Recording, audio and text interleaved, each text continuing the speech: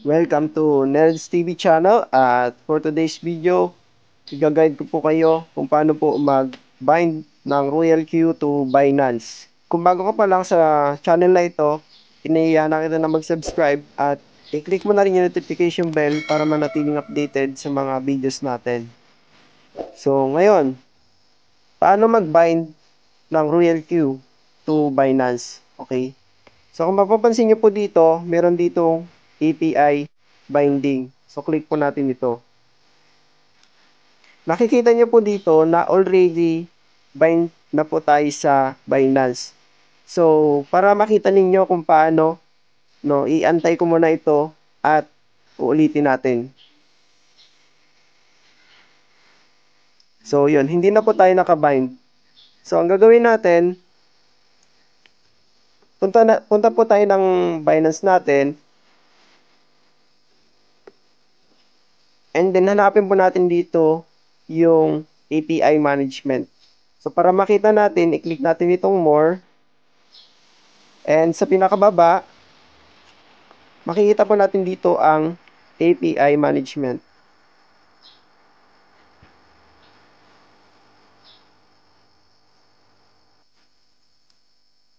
So, dito po, pwede na tayo gawa ng API dito. So, delete natin itong una. So, para makagawa tayo, pindutin natin itong create API. And, so dito, ilalagay po natin yung label ng API natin. For example, Royal Q. And next. So, scroll natin ito at yung kanilang security verification.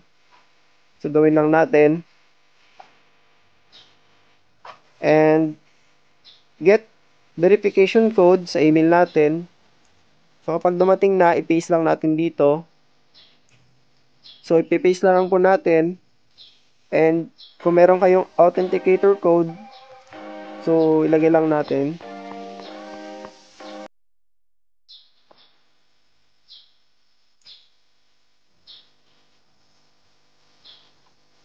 And kapag na-paste na po natin, click natin yung submit. So, yun po, nakikita nyo po na already nakakreate na po tayo ng ating API. So, ngayon, hindi pa dyan nagtatapos, click natin itong edit and click natin itong arrow niya dito. And kapag nakita na po natin ito, scroll down lang natin. So, enable lang na po natin yung enable spot and margin trading. So, yun lang po yung enable natin. Huwag niyo po i-enable yung features kasi hindi naman po kasama sa Royal Q yun. Spot trading lang po tayo. Okay. And para mas secure tayo, no? Ano natin tong restrict. Click natin tong restrict and punta tayo ng Royal Q. Click natin yung Binance and i-copy natin itong IP group binding. So, i-paste natin dito and confirm. So, once na na-confirm na po natin, pwede na po natin siyang i-save. Okay, so balik tayo sa code, authenticator code.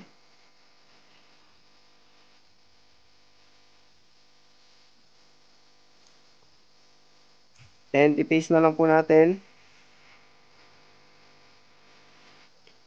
So, yun, na-save na po natin yung ating API. So, gagawin natin, i-copy natin tong API key and i-paste po natin sa Royal Q. And secret key, copy, and paste na din ulit po, i-paste po ulit natin. And verification code, send lang po natin, makukuha po natin yung verification code sa email natin. Okay? Check natin ang email. Copy. And paste. So, i-click natin tong I have read the risk notice carefully and i-bind na po natin.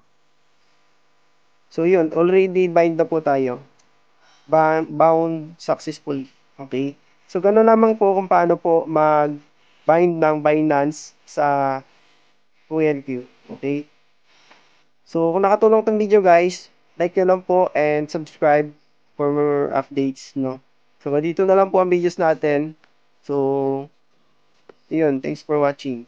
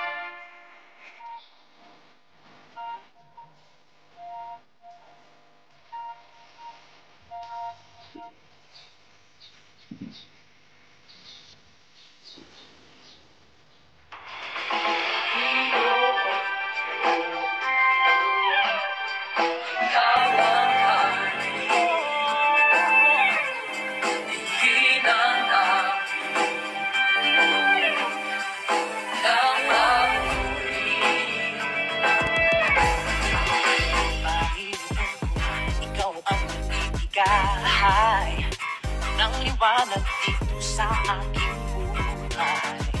Kaya ngayon ay nasisilayan ang ganda nito at kahulugan.